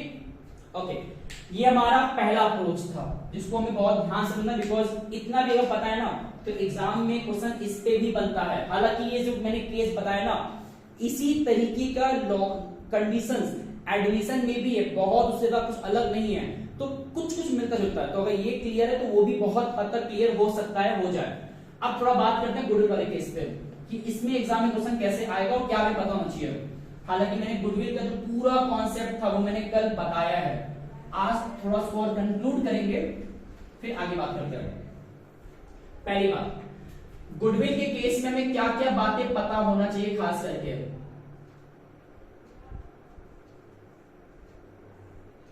होता क्या है ना कि एग्जाम में गुडविल जो होता है वो दो कैटेगरीज में दिया होता है। एक गुडविल हमें दिया रहता है जो बैलेंस शीट के अंदर रहता है, जिसको कि हम अपीयर्ड कहते हैं, क्या कहते हैं। और एक गुडविल हमको दिया होता है, नहीं दिया होता सॉरी, उसको हमको कैलकुलेट मतलब वैल्यूड करना होता है, देखना होता है, जिसको हम सेल्फ जनरेटेड भी कहते हैं। मतलब हमने उसको रिटायरमेंट के टाइम पे देखना होता है कि हमारा गुडविल अब इस वक्त कितना है, उसको क्या करते हैं कैलकुलेट करते हैं। और इस कैलकुलेशन को हमने कल सीखा था वेरियस मेथड्स में, क्या क्या नाम था उसका, average profit method, super profit method, calculation method, जिसमें दो थे, average profit calculation method, super profit calculation method, and last था वेटेज एवरेज प्रॉफिट मेथड। तो हमने इतने पे काम कल किया था, ये हमने स्किप किया था, हमने इतने में काम कल किए थे। तो हम फॉर्मूला दोबारा लिखने जा रहे हैं, वो कल का वीडियो आप देख सकते हैं। लेकिन हमारा मेन काम क्या है कि मान लेते हैं कि हमने गुडविल कैलकुलेट कर लिया, हमने गुडविल को कैलकुलेट कर लिया, तो इसके बाद क्या। अब ऑब्वियस बात है, मान लेते मैंने कैलकुलेट किया, एक लमसम एग्जांपल कितना कितना हमारा गुडविल आ गया 1 लाख आ गया। ये पूरा जो गुडविल आया कैलकुलेट करने पे किसका है, फर्म का है, और वो गुडविल क्या कहलाएगा वैल्यूड कहलाएगा। कितने वैल्यूड मतलब कैलकुलेट किया है। अब सवाल ये है इस गुडविल का करना क्या है। तो सेम एग्जांपल जो मैंने इसके पहले लिया था वही लिख चलते हैं।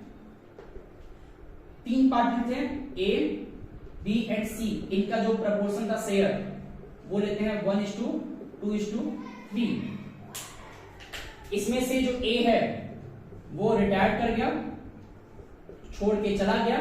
अब ऑब्वियस सी बात है अगर ये जाएगा तो ये क्या बोलेगा बी और सी से कि भाई मुझे आप गुडविल का हिस्सा दीजिए मेरे जाने के ऊपर, मतलब अगर जा रहे हैं तो मुझे गुडविल का प्रपोर्शन दीजिए। ऐसा क्यों? बहुत लॉजिकल बात है, क्योंकि फर्म के ग्रोथ में ए का भी योगदान है, ए ने भी मेहनत किया, कंट्रीब्यूट किया, तब फर्म आगे बढ़ा है। तो जब ए जाएगा तो एटलीस्ट कुछ हिस्सा अपने एफर्ट का गुडविल के तौर पे मांगेगा बी और सी से, और बी और सी को देना पड़ेगा। ठीक, तो कैसे देगा? वो देगा गेनिंग रेशियो में। किसमें? गेनिंग रेशियो में। हम इसको 3 लाख कर देते हैं अपने कैलकुलेशन को सिंपल रखने के लिए। ओके, अब मैंने क्या किया था, जब ए रिटायर्ड हुआ था तो मैंने 2-3 केस समझाया था। हम अभी फिलहाल बहुत कॉम्प्लेक्सिटीज में नहीं जा रहे, हम अभी जाते हैं सिंपल केस पे। मतलब कौन सा केस? पहला वाला केस, जिसमें क्या था कि कोई भी फर्दर ट्रीटमेंट नहीं था, बस ए चला गया। तो ए अगर जाएगा तो उस केस में गेनिंग रेशियो कितना आएगा? ए को हटा देते हैं तो कितना आएगा कैलकुलेट करने पे? 2:3। कितना आ रहा है? 2:3। ये किसका है? बी और सी का। मतलब बी और सी ने ए के जाने के बाद ए के ही शेयर को आपस में 2:3 में गेन किया।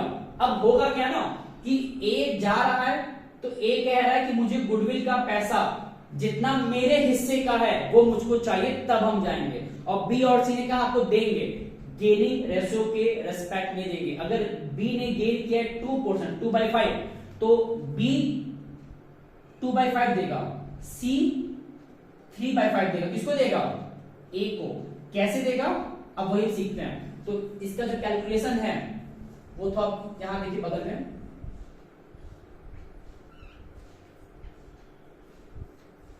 पहली बात ये कि फर्म का जो गुडविल है कितना है?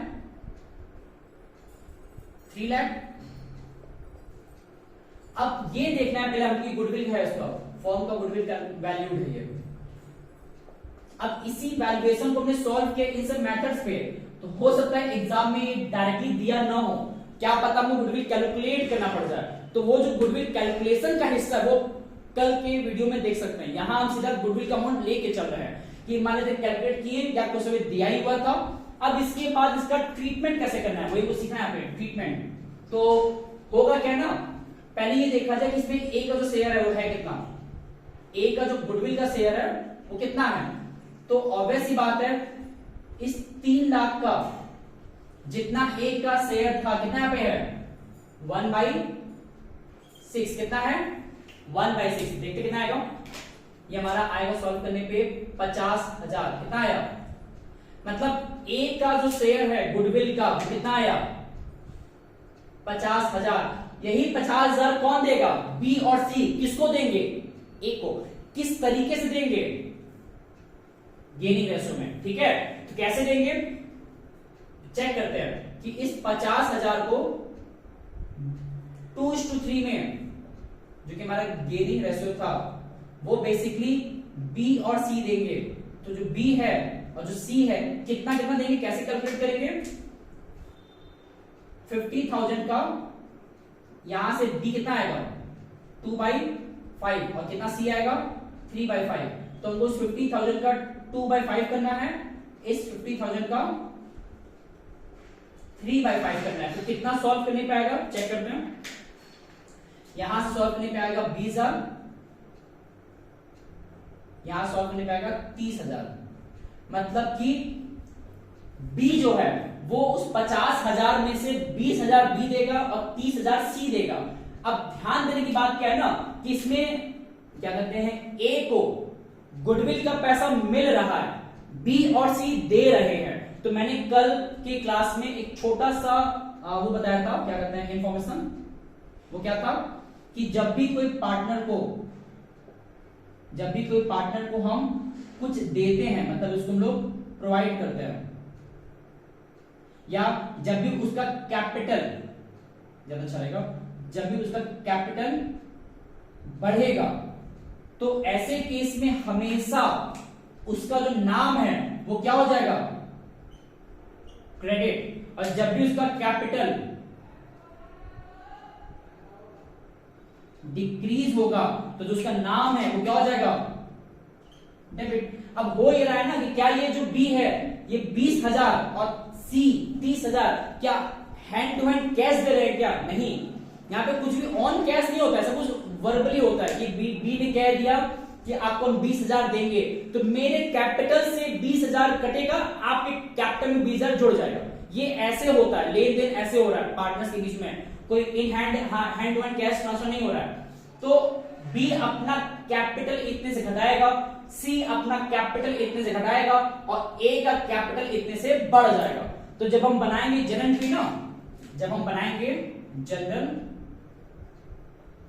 एंट्री किसका, गुडविल के ट्रीटमेंट का, लिख दे रहा हूं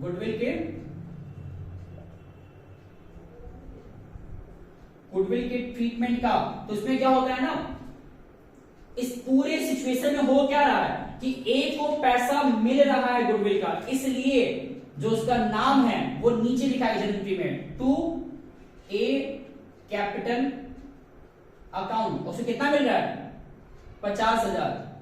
दे कौन रहा है, बी एंड सी, तो उनका कैपिटल घटेगा ना, तो कहां वो बैठेंगे, डेबिट में, तो इसलिए यहां लिखाएगा बी कैपिटल अकाउंट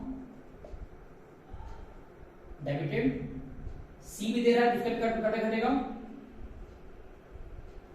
और बी दे रहा है 20,000, सी दे रहा है 30,000, और मिला किसको, ए को, इसका नरेशन कि treatment of goodwill done by providing goodwill amount to A by B and C, जो भी लिख सकते हैं आप, लिख सकते हैं शॉर्ट में। ये हमारा पूरा जनरल एंट्री था। अब देख सकते हैं कि क्वेश्चन बहुत सिंपल मैंने पिकअप किया। अब इसी क्वेश्चन में गुडविल मैंने बनाया दिया था, बहुत जगह पे कैलकुलेट भी करना पड़ सकता है। अब ये तो मैंने बेसिक बात बताया, किस केस में, जब गुडविल वैल्यूएशन वाला केस था, ठीक। अब क्या हो अगर गुडविल पहले से अपीयर्ड है, और सिर्फ गुडविल क्यों, ये वाला केस भी, मतलब accumulated reserves, profit loss, surplus, जो कुछ भी है, गुडविल कुछ भी पहले से अपीयर्ड है अगर बैलेंस शीट में, तो रिटायरमेंट के टाइम पे उसका क्या करते हैं और कैसे करते हैं, अब वो समझते हैं। इसको देख लीजिए पहले आप लोग अच्छे से, देखिए आप लोग पॉज लेके इस पूरे कंटेंट को लिखते रहिए, ताकि ऐसा ना हो कि भाई छूट जाए, हम इसलिए थोड़ा सा हट भी जा रहे हैं कुछ देर के लिए। अब हमें ये डिस्कस करना है कि अगर गुडविल पहले से, और सिर्फ गुडविल नहीं, दोबारा क्या है, बैलेंस शीट में बहुत कुछ आता है जो मैंने कल बताया भी था, तो क्या क्या मेन हमारे काम का है जिसको समझना है, उससे बात कर लेते हैं। बैलेंस शीट में यहां होता है असेट्स, यहां होता है, हाँ मुझे बातों में एक बात याद आ गया, हम बहुत जगह पे ना कुछ चीजों को डायरेक्टली बस बोल देते हैं, जैसे कि उसको बहुत ज्यादा डीप नहीं ले जाते हैं, क्योंकि दो कारण है। पहला तो एक कि हम मान के चल रहे हैं बच्चों को आता है, क्योंकि 12th क्लास के बच्चे, तो उनको बेसिक बातें पता होगा जो पढ़े 11th क्लास में, और दूसरा नहीं भी आता तो ये मूवमेंट अभी नहीं है जहां हम एक एक वर्ड पे काम करें, भाई फॉर एग्जांपल गुडविल का पूरा डेफिनेशन, या असेट्स का डेफिनेशन, लायबिलिटीज का डेफिनेशन, डेटर क्या होता है, लायबिलिटी क्रेडिटर क्या होता है, कैपिटल क्या होता है, इतना हम डिटेल में अभी नहीं जा सकते हैं इस एक लेक्चर में, ये कॉम्प्लिकेट कर देगा, चीजों को कॉन्ट्रडिक्ट करेगा। तो इसीलिए बेहतर क्या है, जो हम कंसाइज में बता रहे हैं पहले वहां तक रेस्ट्रिक्ट रहिए, ताकि ये ना हो कि भाई सब मिक्सअप हो जाए उसमें। अब हम बताने जा रहे हैं कि बैलेंस शीट में कहां पे क्या क्या चीज दे सकता है, ये सब मैंने वैसे कल बताया था, उसको रिवाइज इसलिए करा रहे हैं बिकॉज रिटायरमेंट को पढ़ते वक्त ये भी हमारे काम का हिस्सा है। जैसे एसेट्स में हमें यहां पे गुडविल अपीयर्ड फॉर्म में दिया जाता है, ठीक है, और क्या था इसमें गुडविल के अलावा, पीएल, सिर्फ पीएल लिखा है, एसेट्स में दिया है तो उधर ही रहेगा, बहुत बार बाहर दिया होता है, अपीयर लिखा होता है लेकिन बाहर दिया होता है, तो बाहर अगर दिया है तो हमेशा उसके बगल में क्या लिखा रहेगा, डेबिट, ये ध्यान देना है, तभी वो असेट कहलाएगा। इसमें और क्या आता है, डिफर्ड रेवेन्यू एक्सपेंडिचर या एडवर्टीजमेंट सस्पेंस अकाउंट, इतनी चीजें हमको असेट साइड में दे सकता है। 4 चीजें हैं, गिन लीजिए, 1 2 3 4, ठीक है। अब अगर ये सब में से कुछ भी हमको दिया है रिटायरमेंट के टाइम पे, दोबारा कह रहा है, कुछ भी हमको दिया है रिटायरमेंट के टाइम पे, तो हमको इन सारी चीजों को बांटना होता है सब में, ऑल पार्टनर्स में। हालांकि नहीं बांट भी सकते हैं, मतलब नहीं बांटना भी हो सकता है, बट वो कुछ समय लिखा होता है कि हमें कोई भी चेंजेस नहीं करना है, बट ऐसा बहुत रेयरली कहता है। उसको बताएं तो और जो कॉम्प्लेक्स हो जाएगा, होता बहुत आसानी है, बट हम ये बताते हैं फिलहाल एक चीज पे सिर्फ कि अगर दिया है तो बांट देते हैं, बट ऐसा मोस्टली होता नहीं, बार बार कह रहा है। तो अगर हम ये मान के चले कि हमको इन सारे चीजों को बांटना है, हमें क्वेश्चन में सब दिया है, चारों देगा, ऐसा होता बहुत कम है, कोई 1 या 2 ही देगा, बट मान लेते हैं चारों दिया, तो इन सबको कैसे बांटे पार्टनर्स के बीच में। याद रखने की बात क्या है, जो भी रिजर्व सरप्लस या एक्यूमुलेटेड प्रॉफिट लॉस दिया होता है असेट्स वाले जगह पे, तो हमें क्या करना, क्या होता है, वो पार्टनर्स में बांटना तो ठीक है, किस रेशो में, ओल्ड रेशो में। लेकिन जब हम बनाएंगे जनरल एंट्री ना, जनरल एंट्री, तो उसमें जो पार्टनर का नाम है ना, उसको कहां लेके जाएंगे, डेबिट में। कहां लेके जाएंगे, डेबिट में। एक एग्जांपल लेते हैं, मान लेते हैं गुडविल अपीयर दिया, कितना दिया हुआ है, 50,000, ओके, और 3 पार्टनर्स हैं, तो अब उन तीनों पार्टनर्स मुझे बांटना है, मतलब यहां बताने जा रहा है कैलकुलेशन।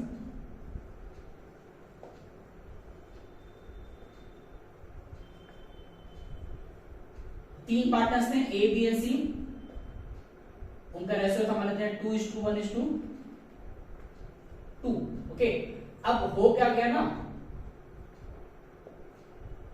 होगा क्या, ये जो गुडविल अपीयर्ड है ना, इस गुडविल के ऊपर अधिकार सभी का है, बिकॉज भले वो पार्टनर जो ए है वो रिटायर्ड कर रहा है या उसका डेथ हो रहा है, बट रिटायर्ड या डेथ तो एक बात होता है ना, लेकिन ये जो गुडविल का अमाउंट अपीयर्ड है, जिसको कि हम परचेज गुडविल कहते हैं, कि हमने गुडविल परचेज किया था और हमारा वो असेट्स हो गया है, तो उस परचेज के टाइम पे, गुडविल अपीयर्ड के टाइम पे, उसमें हिस्सेदारी, कंट्रीब्यूशन या एफर्ट, इसका भी तो लगा रहा होगा पास्ट में, तो जब वो जा रहा है तो वो उसमें का हिस्सा मांगेगा, तो मतलब उस 50,000 पे तीनों का हक है। तो जब बंटवारा होगा, डिस्ट्रीब्यूशन होगा, उस 50,000 का वो सब में होगा। तो कैसे होगा, मैंने बताया है कि जो भी चीज असेट्स पे दिया होता है, क्या क्या दे सकता है, ये 4 नाम मैंने लिखा है, तो इन सब का जब बनाई जनरल एंट्री, तो उसमें पार्टनर्स कहां रखेंगे हम लोग, पार्टनर्स नाम को डेबिट में रखेंगे। तो करते हैं जनरल एंट्री बनाते हैं हम लोग, कैसे बनेगा, इसमें पार्टनर्स के नाम को मुझे कहां रखना है, डेबिट में। 3 पार्टनर्स ने, कैसे लिखाएगा, A capital account, B capital account, C capital account, 2। ये जो हमने डेबिट किया तीनों को, किस बात के लिए किया है, गुडविल के लिए किया है, तो नीचे लिखाएगा 2 गुडविल, और इसका अमाउंट टोटल गुडविल कितना था, 50,000, और 50,000 हमको डिस्ट्रीब्यूट करना है इन तीनों में, किसमें लिखा मैंने, ओल्ड रेशो में। तो यहाँ पे ओल्ड रेशो कितना दिया हुआ है, 2:1:1, तो 50,000 का अगर हम करते हैं 2:1:2 में बंटवारा, डिस्ट्रीब्यूशन कितना आएगा, 50,000 का 2/5, 50,000 का 1/5, 50,000 का 2/5, तो सॉल्व करें क्या आएगा, 20,000, 10,000 एंड 50,000, ठीक है। तो ये तो मैंने बताया गुडविल अगर अपीयर्ड है तो इस तरीके से डिस्ट्रीब्यूट करते हैं। अगर ये 3 भी दिया होता तो यही करते से नाम बदलेगा, जैसे अगर मान लेते हैं अभी 50,000 यहां नहीं दिया, पर इसका दिया हुआ है, किसका दिया हुआ, पीएल का, तो हम बस क्या करेंगे, ये जो मैंने गुडविल लिखा है पे सब कुछ सेम रहेगा, बस यहाँ क्या रह जाएगा, पीएल, कोई दिक्कत नहीं है। अगर ये 50,000 इसका भी नहीं है, किसका है, इसका है डिफर्ड रेवेन्यू एक्सपेंडिचर, तो यहाँ पे क्या आ जाएगा डिफर्ड रेवेन्यू एक्सपेंडिचर। तो आप देख सकते हैं कि असेट्स में कुछ अगर रिजर्व सरप्लस या प्रॉफिट लॉस कुछ भी दिया था तो एंट्री में पार्टनर ऊपर रखाएगा और जो चीज डिस्ट्रीब्यूट कर रहे हैं वो नीचे लिखाएगा। ये पहला केस था जो असेट्स में दे सकता है, ये 4 पॉसिबिलिटीज। अब थोड़ा बात करते हैं लायबिलिटी वाले हिस्से पे। यहां पे क्या क्या आ सकता है? पहला क्या आएगा जनरल रिजर्व, और क्या आ सकता है पीएल, यहां डेबिट था यहां पे क्रेडिट, और क्या आ सकता है वर्कमैन कंपेंसेशन फंड्स, ठीक, और क्या आ सकता है इन्वेस्टमेंट फ्लक्चुएशन फंड्स। कहीं कहीं भी इसको रिजर्व लिखा होता है तो कंफ्यूज मत होइए, इन्वेस्टमेंट फ्लक्चुएशन रिजर्व्स। ये जो हमारे केस है ना, ये भी बटेंगे पार्टनर्स के ही बीच में, ये भी हमारा पार्टनर्स के बीच में डिस्ट्रीब्यूट तो होगा, बट जब डिस्ट्रीब्यूट करेंगे ना तो उसका भी केस वही इसमें वहां बताया था कि इसको पार्टनर्स में डिस्ट्रीब्यूट करेंगे किसमें ओल्ड रेशियो में। लेकिन जब हम बनाएंगे जनरल एंट्री ना, जनरल एंट्री,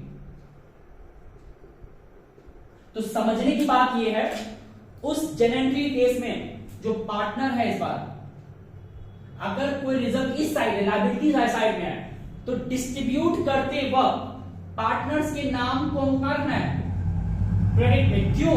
क्योंकि मैंने बताया इसके भी कुछ देर पहले कि पार्टनर्स को क्रेडिट कब करते हैं जब उनको कुछ देते हैं। फर्म अगर पार्टनर को दे रहा है तो क्रेडिट, फर्म अगर पार्टनर से ले रहा है तो डेबिट। ओके, तो ये जो हिस्सा है ना पार्टनर को मिलता है इसलिए क्रेडिट करते हैं। तो एंट्री कैसे बनेगा? एग्जांपल लेते हैं, मान लेते हैं क्वेश्चन में दिया वर्कमैन कंपेंसेशन फंड कितना दिया हुआ है 10,000, कितना दिया हुआ है 10,000।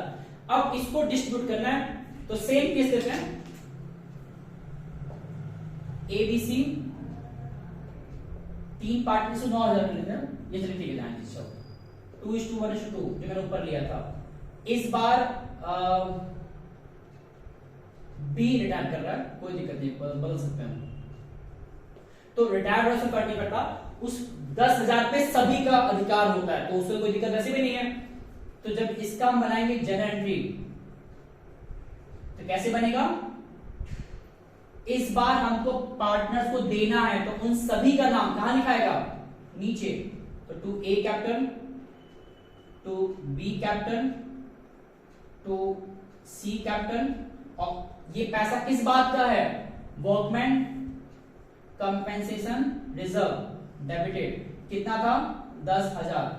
अब इस 10,000 को हमें डिस्ट्रीब्यूट करना है किसमें 2:1:2 में, तो ये हमारा आएगा 4,000, एक आएगा 2,000 बी का आएगा एंड इसका भी आएगा 4,000।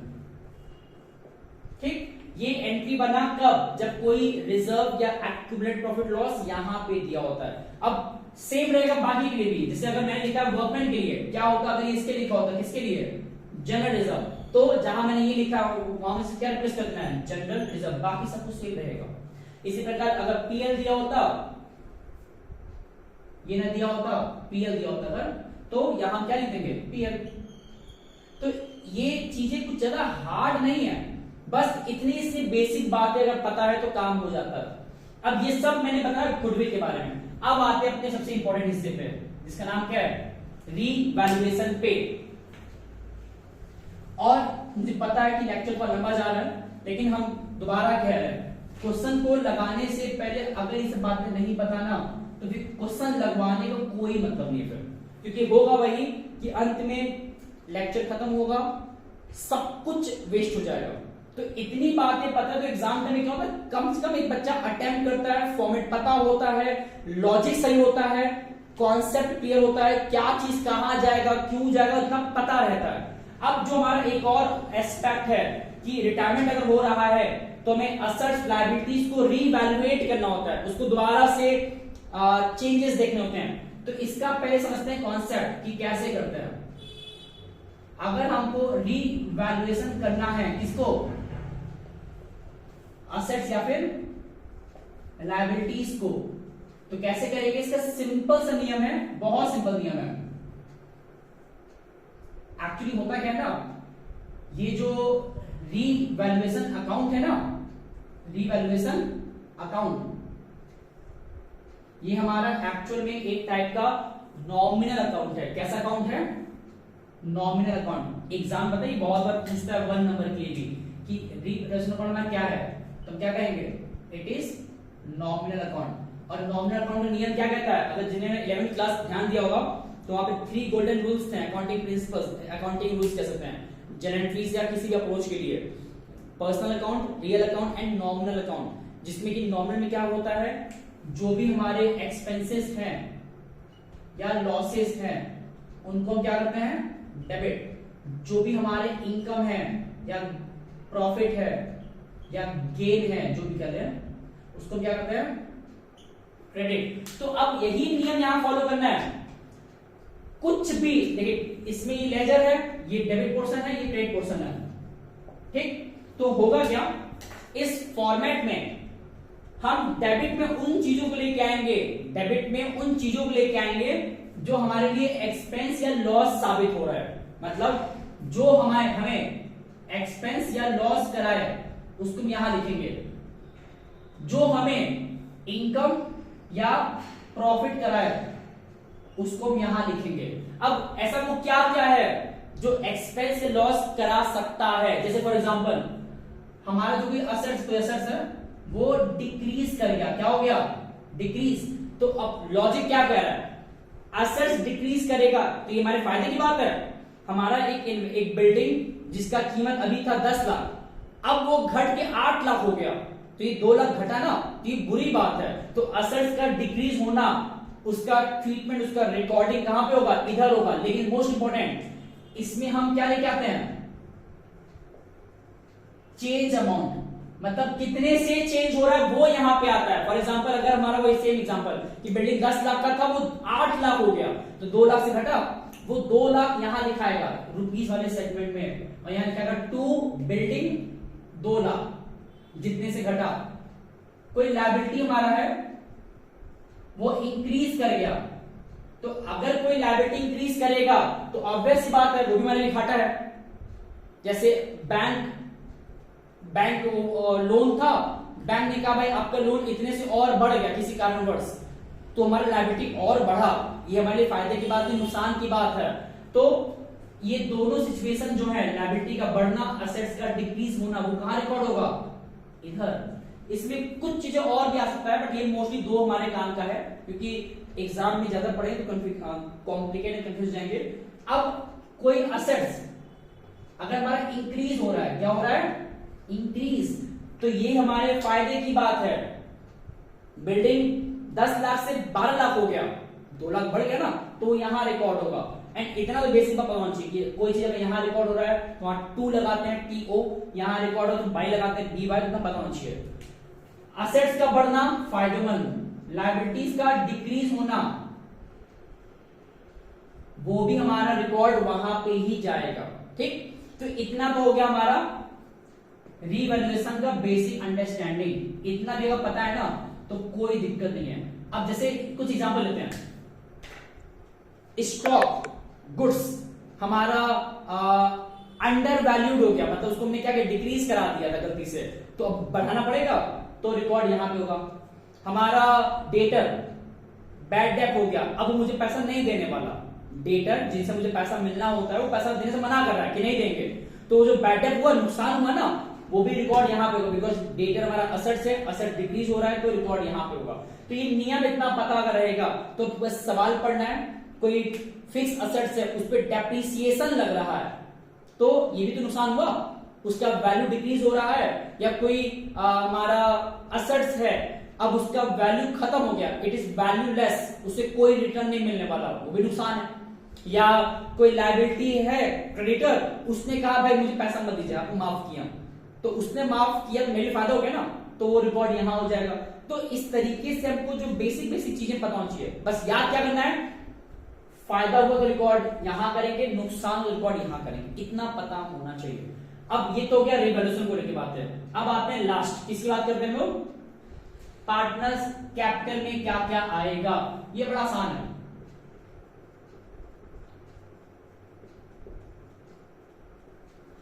इसमें सपोज करते हैं 3 पार्टनर एक हैं, A and B and C, A B C. ठीक, अब इसमें बहुत कुछ फिक्स है, क्या क्या आना है, क्या कैसे आना, कहां जाना है, तो हम बताएंगे सिस्टमैटिक वे में, उसको याद रखना है, उसी क्रम में एग्जाम में सॉल्व करना है, ताकि याद है कि कुछ छूट ना जाए। जैसे फॉर एग्जांपल जब भी हम पार्टनर्स कैपिटल बनाते हैं ना, उनका बैलेंस दिखता है। बैलेंस मैंने कल ही बताया था 99% केस में बैलेंस कहां आता है, पार्टनर्स कैपिटल के लिए लायबिलिटी होता है एक तरीके से फॉर्म के लिए, तो इसलिए इसका बैलेंस कहां जाएगा, क्रेडिट में। या किसी बात करते हैं बैलेंसिंग का, तो यहां लिखा है बाय बैलेंस बीडी। ठीक, उसके बाद जो भी हमको, ये बात देखना है, बताना भूल गए थे, यहां सब कुछ पुट करने के बाद अगर बैलेंस यहां आता है सॉल्व करने पे, बैलेंसिंग फिगर यहां आता है, या बैलेंस यहां आता है सॉल्व करने, कोई एक जगह बैलेंस आएगा, कोई एक जगह ही बैलेंस आता है, तो मान लेते हैं अगर बैलेंस यहां आया तो इसको हम बोलते हैं प्रॉफिट। क्या बोलते हैं, प्रॉफिट। इसको क्या बोलते हैं, लॉस। और ये जो प्रॉफिट लॉस हुआ है, जो भी हुआ है, वो किसको दे दिया जाएगा, it will be transfer to partners capital in which ratio, old ratio.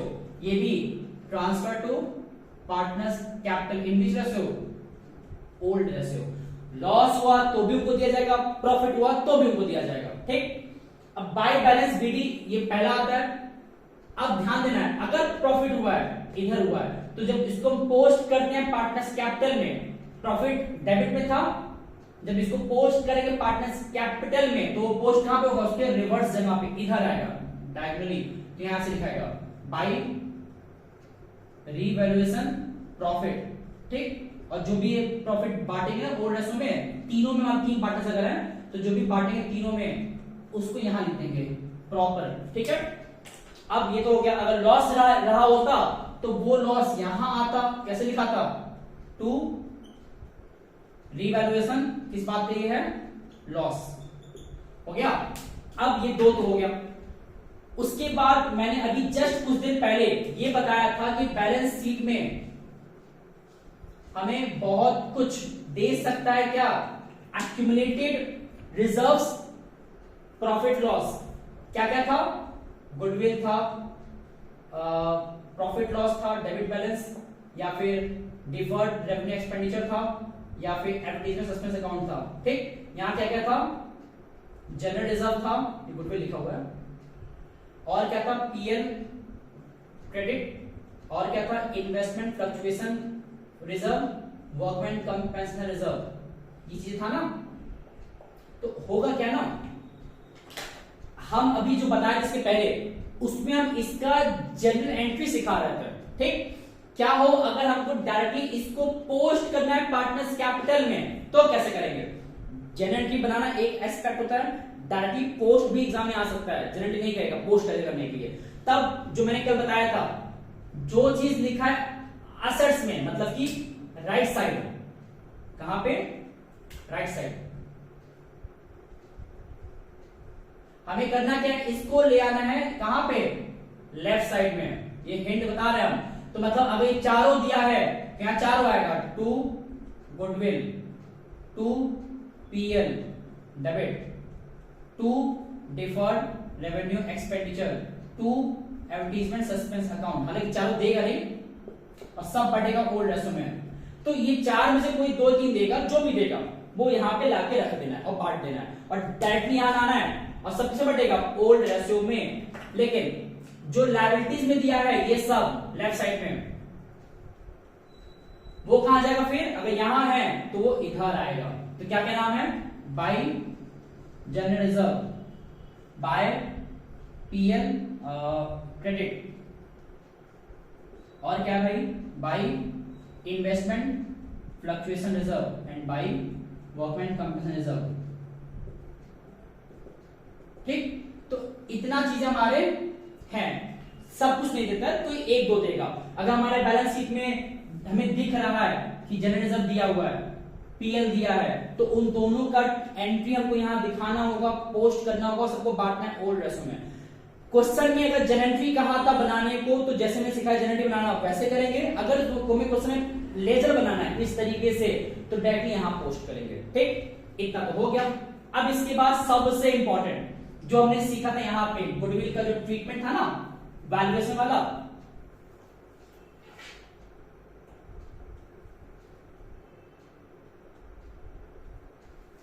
हमने अभी जो सीखा था गुडविल का वैल्यूएशन वाला कॉन्सेप्ट वो यहां पे अप्लाई करते हैं। हमने एंट्री क्या बनाया था अभी, जनरल एंट्री क्या था, जब ए रिटायर कर रहा था तो इसका जनरल एंट्री क्या था, ए के रिटायरमेंट टाइम पे गुडविल का पैसा ए को मिल रहा था ना, तो जनरल एंट्री क्या था, बी और सी दे रहे थे, ए को मिल रहा था। तो मैंने बताया था कि जब पार्टनर को मिलता है तो वो नीचे लिखाता है, तो 2A कैपिटल अकाउंट, और ए को दे कौन रहा है, बी एंड सी, तो ऊपर लिखाएगा B capital account, C capital account, debit amount था।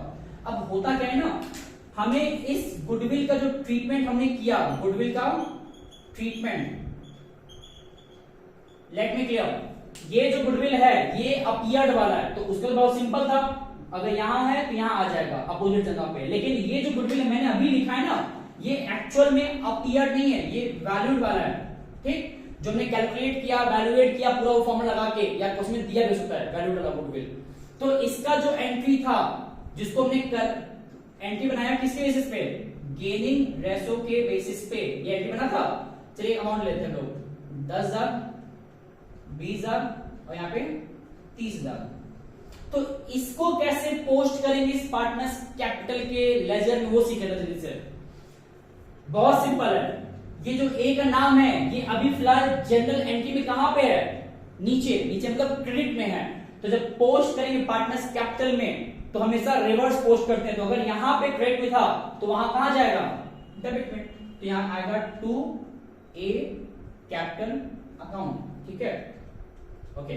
और ये दोनों जो नाम है बी और सी का, वो कहां पे है, डेबिट में, तो रिवर्स ले जाना है तो कहां लेके जाएंगे हम लोग, क्रेडिट में। कैसे लिखाएगा, by B capital account by C capital account. और अब इंपॉर्टेंट बात, अमाउंट कैसे लिखाएगा, जब ए की बात की है तो जो अमाउंट है वो लिखाएगा बी और सी में, कितना अमाउंट है, 10,000 और 20,000। जब बात की बी और सी का, तो बी दे किसको रहा है, ए को, सी दे किसको रहा है, ए को, तो अमाउंट जो है वो कहां लिखाएगा, ए के लेजर में, ऐसे इधर एड्रेस रहेगा।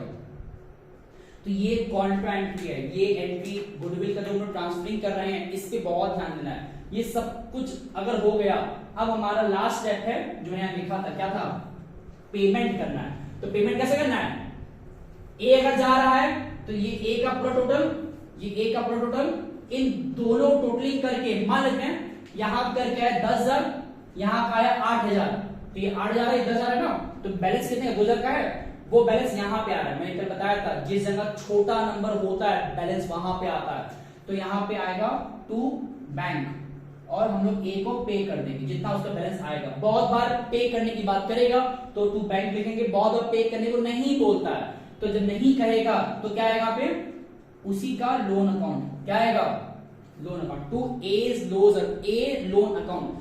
लोन की जगह बहुत बार करंट अकाउंट ओपन करने की क्या देता है, तो यहाँ क्या लिखा जाएगा, टू ए करंट अकाउंट, जो भी कहेगा भाई।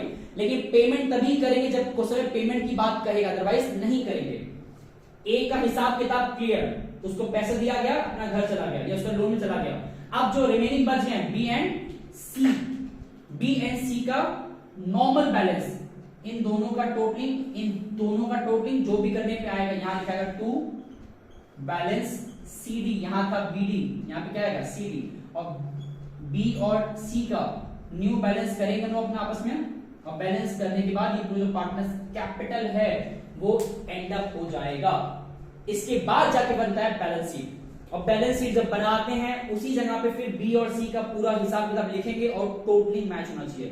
हालांकि इस पूरे अप्रोच में मैंने ये नहीं बताया कि बहुत बार क्या होता है ना, B और C ये डिसाइड करते हैं कि भाई मुझे अपना जो अमाउंट आ रहा है किसका, बैलेंस का, उसको कैसे रखना है, बिकॉज यहां तो बैलेंस करने में कुछ भी आ सकता है, बी और सी का रैंडम नंबर आ सकता है, क्या पता बहुत बार वो कहती मुझे इस तरीके से सेट करना है, तो वो एडजस्टमेंट कराता है, कैपिटल को एडजस्ट करना रिमेनिंग पार्टनर्स के, बट वो थोड़ा सा कॉम्प्लिकेट और बढ़ जाएगा। इस पूरे लेक्चर का अगर कंक्लूड करें तो मैंने क्या किया आज, जो भी पूरे रिटायरमेंट के बेसिक सिनेरियोस में शुरू से अंत तक मैंने पूरा डिटेलिंग कर दिया। एक बच्चा अगर इतना ध्यान से बात मान लिया ना, तो अब उसको रिटायरमेंट का या एडमिशन का भी या डेथ का भी, डेथ में सिर्फ इतना सा फर्क है कि रिटायरमेंट के केस में ये पूरा केस था, डेथ में ही पूरा वहां पे रहेगा, कुछ भी उसमें अलग नहीं है, सिर्फ एक एक्स्ट्रा जुड़ जाएगा। क्या जुड़ेगा? हाँ, प्रॉफिट का अमाउंट भी देना होता है उस डेथ वाले पार्टनर को। क्वेश्चन में मोस्टली कहा होता है, यहाँ प्रॉफिट का एक्चुअल कोई डायरेक्ट कॉन्सेप्ट नहीं था, वहां पे रहता है जिसमें वो PL profit and loss suspense account open करते हैं। खैर वो तो बहुत रेयर है, उस पर इतना फोकस नहीं करना है।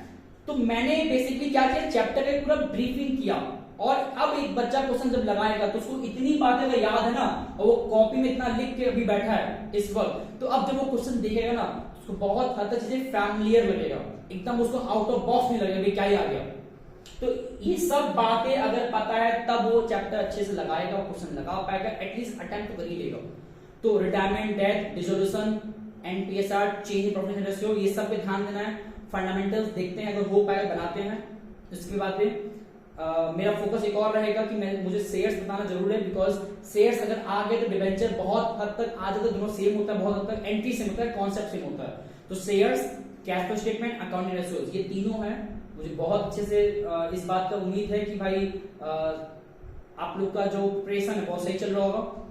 स्टिल कोई अगर दिक्कत है तो बेशक कांटेक्ट करिए आप लोग, मैंने नंबर इसके पहले वाले वीडियो में दिया था, दोबारा बोल देना है 7080322308।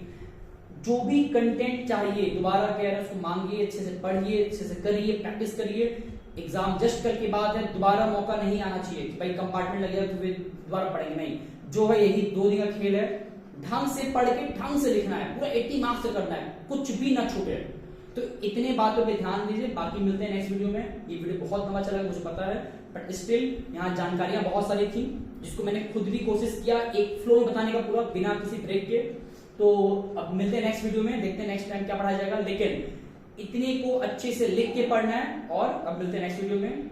इस वीडियो में धन्यवाद और नमस्ते।